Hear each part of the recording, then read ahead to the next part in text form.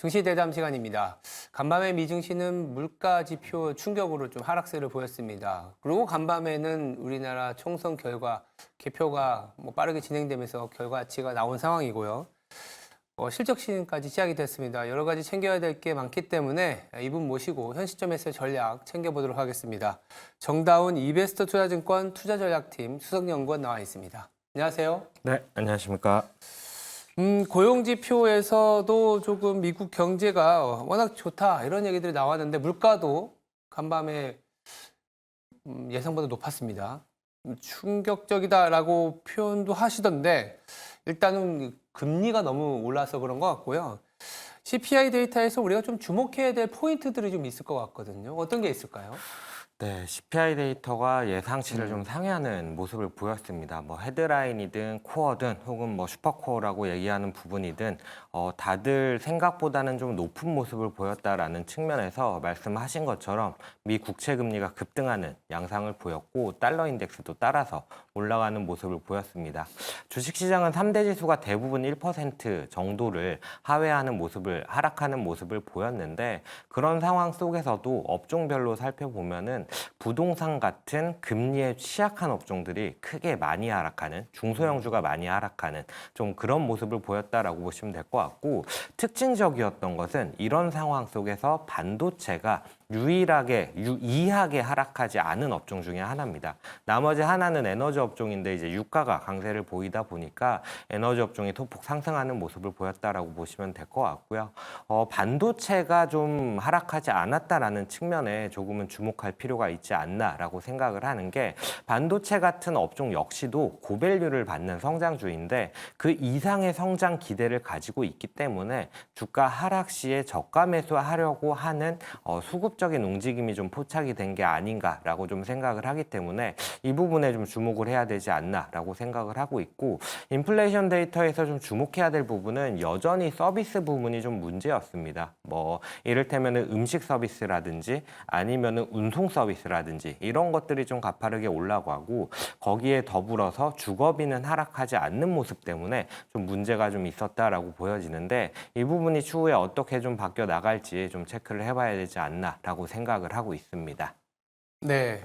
고용도 그렇고 물가도 그렇고 이렇게 미국의 경기가 좋다라는 부분들이 금리 인하가 이제는 9월로 좀 미뤄진 것 같고 이런 상황에서 시장이 올라가려면 이 좋은 결과치들에 대한 해석이 기업 실적도 좋아졌네라고 하면 이 비용을 넘는 성장이다 이렇게 인식이 될 수 있거든요. 그래서 이번 주 후반이죠. 미국은 JP 모건이나 시티증 이제 금융사들이 1분기 실적 시즌 먼저 하지 않습니까? 네. 금요일에 이제 예정이 되어 있는데 약간 그 눈높이가 연초보다는 전반적으로 S&P 전반적으로 좀 낮아진 것 같거든요.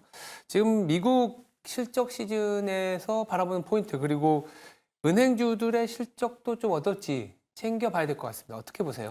네, 말씀하신 대로 연초 이후로 이익 컨센서스에 대한 눈높이가 많이 좀 낮아져 있는 네. 상황입니다. 연초 대비로는 좀 낮아졌는데 조금 더 자세히 뜯어보면은 매출액 컨센서스라든지 내지는 이익률에 대한 컨센서스가 같이 낮아지면서 전반적인 순이익 내지는 EPS 기대치를 낮췄다라고 보시면 될 것 같습니다.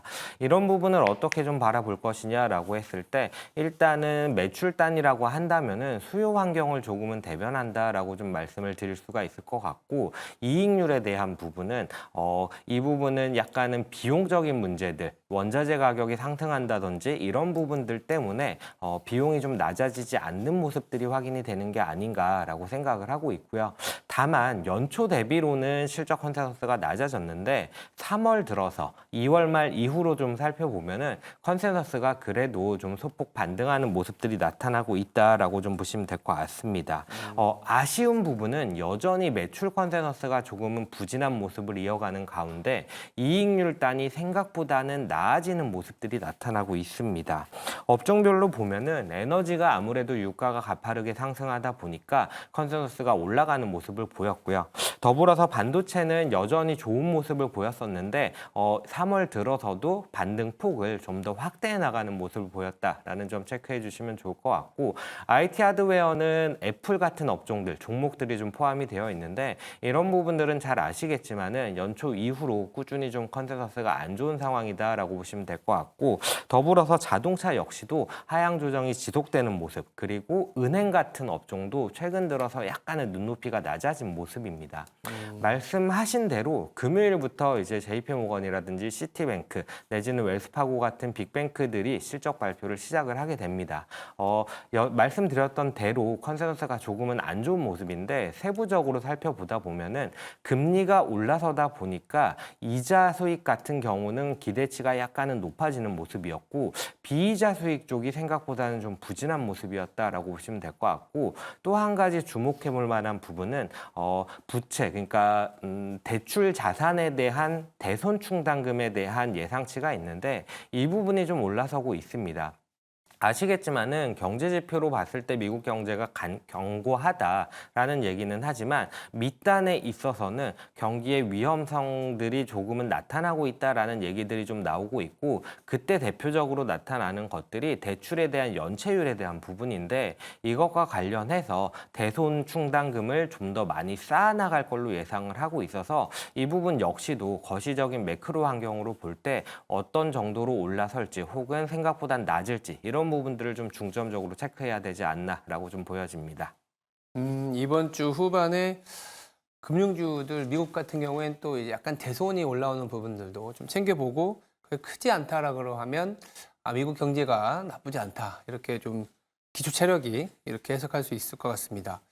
그리고 이제 간밤에 이 유가가 계속 올라가고 있습니다. 지정학적 리스크 때문에 올라가고 있는데 인플레이션 해지 내지는 포트폴리오 업종에서 유가 관련주를 좀 사놔야 된다 이런 의견들도 있어요. 미국 내에서도 보시면 아까 말씀 중에 간밤에도 유가 관련주는 좀 나쁘지 않았다 이런 얘기를 주셔갖고 유가에 따르는 이제 에너지 섹터에 대한 투자 의견도 좀 필요하고 더불어서 이 유가 상승으로 인해서 우리나라 증시에도 조금 어떤 영향이 있을지도 같이 챙겨봐야 될 것 같거든요. 네, 뭐 유가가 어제 밤에도 네. 1% 정도 상승하는 모습을 보였습니다. 맞아요. 지정학적 리스크라는 부분과 더불어서 음. 공급 여건이 상당히 좀 타이트한 부분들이 지속될 수 있다라는 우려가 꾸준히 좀 나오는 것 같아요. 그러다 보니까 유가가 좀 상승한다라고 보시면 될 것 같은데 이 부분을 좀 평가를 한다라고 한다면은 우리나라 증시에는 전반적으로는 좀 부정적인 요인입니다. 아시겠지만은 우리나라 같은 경우에는 원자재의 해외 의존도가 높고 매월 발표되는 수출입 동향을 살펴보시면은 원유와 관련된 수입이 상당히 높은 비중을 차지하고 있습니다. 그러다 보니까 유가가 상승한다는 부분에 있어서는 기업들의 비용이 상승하고 이익률에 있어서의 부담으로 작용할 수 있다라는 부분 때문에 약간은 좀 걱정을 하게 되는 모습이기는 합니다. 그래서 좀 꾸준히 좀 지켜봐야 되는 부분이다라고는 생각을 하고 있는데 이전에 뭐 좀 말씀드려오다 보면은 제조업 경기에 대한 바닥 통과에 대한 기대가 어느 정도는 있는 상황이고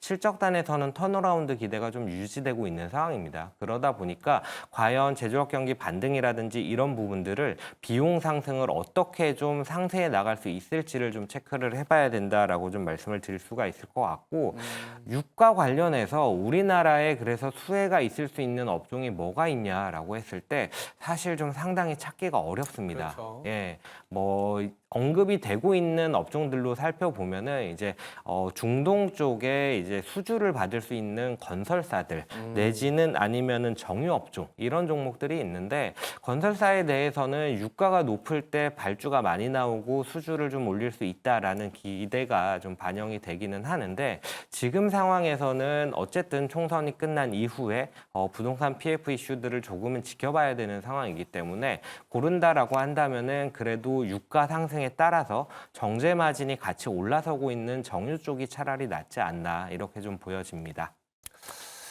일단 국내 증시는 뭐 우리가 오일은 다 수입을 해야 되기 때문에 비용이고 그 비용을 수요로 전가시킬 수 있을까라는 불확실성이 있기 때문에 유가가 너무 높으면 좀 사실은 국내 증시에는 좀 악재다 이렇게 해석을 해야 될 것 같습니다. 국내 증시 얘기로 들어온 김에 간밤에 이제 뭐 거의 대부분의 시청자분들도 아시겠지만 총선이 끝났고 주식 투자자 입장에서는 총선 이후에 밸류 프로그램이라든지 그보다 더 중요한 게 또 금투세거든요. 이런 맞습니다. 부분들이 네. 어떻게 진행이 될지에 따라서 국내 증시 전체적인 영향력을 좀 줄 수가 있습니다. 수급적으로든 국내 기업의 어떤 활동이 바뀔 수 있기 때문에 총선 결과에 따른 증시 방향성 사실은 좀 짚어내기가 좀 어렵긴 하겠지만 현 상황에서 어떻게 좀 바라보고 있는지 좀 생각 좀 들려주시겠어요? 네, 일단 야당이 좀 우세한 결과로 음. 좀 집계가 되고 있는 것 같은데, 네, 맞습니다. 야당이 좀 우세하다라고 한다면은 말씀하셨던 것처럼 금투세가 예정대로 좀 시행이 될 수 있다라는 우려, 그리고 지금 여당에서 강력하게 추진을 해왔던 밸류업 프로그램에 대해서 이러한 부분들을 추진할 수 있을 것이냐, 추진력이 이어질 수 있을 것이냐에 대한 의구심이 당연히 단기적으로는 좀 불거질 수 있습니다. 다만 이제 의석 수로 따져봤을 때 그래도 밸류업 프로그램을 이어나갈 수 있을 만한 의석이다라는 평가도 일부 있는 것 같아서 이 부분은 좀 지켜봐야 되기는 합니다만은 어쨌든 밸류업에 대해서 약간 장기적인 기대감은 약간은 좀 낮아지는 그림이지 않을까라고 좀 생각을 하고 있고요. 그리고 더불어서 말씀을 드렸던 금융투자소득세 시행에 대한 부분, 이 부분이 사실은 더 큰 문제이기는 한데 과연 지금 상황에서 주가가 그래도 어느 정도 올라왔단 말이죠. 그러다 보니까 금융투자소득세 같은 부분들을 감안을 해서 먼저 좀 차익 실현을 해나가는 부분들이 나타날 수 있지 않을까라는 우려들이 있고 앞으로 장기적으로도 주식으로의 자산 배분이라는 부분이 약간은 좀 위축되지 않는가라는 부분들이 좀 우려로 작용을 하고 있는데 사실 주식시장에서 가장 중요한 것은 펀더멘탈이라고 생각을 하고 있습니다. 뭐 앞에 유가 얘기를 드리면서 말씀을 드렸던 것처럼 지금 시장에서 기대하고 있는 것들은 실적이 어쨌든 턴어라운드해 나갈 것이다. 금리는 높은 레벨이기는 하지만 이 부분에 대해서는 언젠가는 금리가 좀 낮아질 수 있을 것이고 금리라는 부분을 넘어서는 성장이 나올 수 있다라는 기대가 어쨌든 시장에 좀 있는 걸로 해석을 할 수 있거든요. 그러다 보니까 저는 단기적으로는 물론 이렇게 좀 총선 결과라든지 뭐 아니면 금리 인하에 대한 기대가 후퇴한 부분에 따라서 외국인 수급이 어떻게 변화하는지에 대해서 좀 촉각을 곤두세워야 되는 시점이기는 합니다만 그래도 보다 본질적인 부분인 경우에는 실적에 대해서 좀 더 주의 깊게 살펴보시는 게 맞지 않나 이렇게 좀 생각을 합니다. 정책적인 변화는 사실은 또 중장기적이고 불확실성이 있는 상황이라서 2,700 중반까지 올라온 상황에선 정책적인 걸로 뭔가 더 위로 지수를 올리기엔 좀 부담스러울 것 같고 결국은 이 실적을 봐야 된다. 그 돌고 돌고 돌아서 또 실적이긴 한데 뭐 다행스러운 거는 4월 중순이다 보니까 실적 시즌이 이제 본격화되고 여러 가지 아이디어들이 나올 수는 있을 것 같습니다. 그래서 이 총선도 끝났고 미국의 CPI도 이제 좀 어느 정도 윤곽이 나왔고 뭐 PPI가 이제 남아 있긴 하지만 국내 투자자들 오늘 내일 이틀 있으면 또 하루 쉬기 때문에 이틀 주말이기 때문에 오늘 하루는 제가 이제 보니까 간밤에 EWY라고 미국에 상장된 우리나라 ETF가 3.8% 급락했더라고요. 그래서 약간은 장 초반에 좀 변동성이 있을 것 같은데 오늘을 비롯해서 4월 그리고 이제 앞으로 남은 한 단기적으로 우리가 주식시장 어떻게 전략을 짜야 될지 좀 고견 좀 부탁드립니다. 네, 고견이라고 네. 얘기를 하시는데 기본적으로 지금과 같은 높은 금리 환경 거기에 더불어서 유가까지도 약간의 우려를 자아내는 상황이란 말이죠. 그러다 보니까 이러한 비용을 이겨내는 성장을 보일 수 있는 종목 내지는 업종에 철저히 좀 집중을 해야 되는 시장이지 않나라고 생각을 하고 있고요. 이 부분을 조금 넓게 살펴본다라고 한다면은 이러한 금리 레벨에서 그래도 성장을 해나가는 곳은 미국이라는 나라 밖에는 지금 상황에서는 딱히 보이지 않는 상황입니다.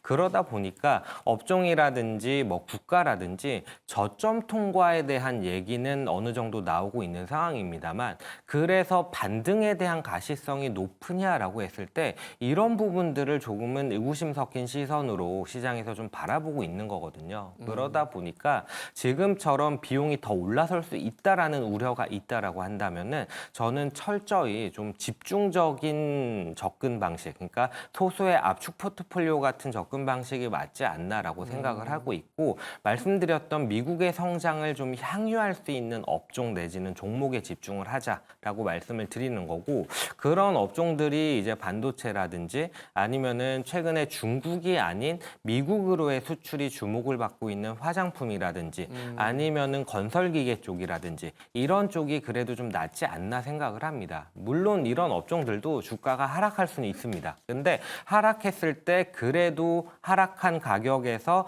좀 더 매력적으로 주워 담을 만한 쪽이 이쪽이 되지 않을까 이렇게 좀 생각을 합니다. 미국에 이제 수출하고 있는 반도체 그리고 화장품 건설 쪽 얘기를 주셨는데 그렇다면 아까 앞서 이제 우리가 1분기 때 주도 업종이 사실 금융이라든지 자동차 이런 부분들은 다소 좀 약간 소강 상태로 보시는 건가요? 네, 소강 상태가 되지 않을까 생각을 아. 합니다. 예, 뭐 밸류업에 대한 방향이나 기대감 같은 경우에는 장기적으로 올바른 방향이고, 물론 지금 여당이 좀 적극적으로 밀어붙였고 야당이 좀 우세한 상황에서 추진력에 대한 의구심은 좀 있을 수는 있겠지만, 사실 그 이전부터 기업들을 살펴보시면은 배당에 대한 부분을 소소하게나마 좀 올려나가고 있는 상황이었습니다. 그 말은 결국 글로벌 시장 전반적으로 봤을 때 주주 환원에 대한 니즈를 국내 기업들 역시도 어느 정도는 따라가지고 있다라는 얘기를 드릴 수가 있거든요. 그러다 보니까 배당 확대에 대한 부분들을 이번에 밸류업 프로그램과 발맞춰서 정책적으로 좀 이익단이 얼마가 나왔을 때 어느 정도의 배당을 하겠다라는 부분들을 밝힌 기업들이 있어요. 그런 기업들 같은 경우에는 상대적으로 이익 체력이 되는 상황에서 충분히 배당 성장 컨셉으로의 기대감은 가져가 볼 수 있지 않나라고 생각을 하고 있습니다. 네, 알겠습니다. 뭐 그 주총이 끝났기 때문에 단기적으로는 또 소강 상태일 수도 있다. 그래서 매출이 잘 나오는 미국 쪽의 반도체 화장품이었죠. 건설기계 보자 말씀 주셨습니다. 지금까지 정다운 이베스트 투자증권 투자전략팀 수석연구원이었습니다. 감사합니다. 네, 감사합니다.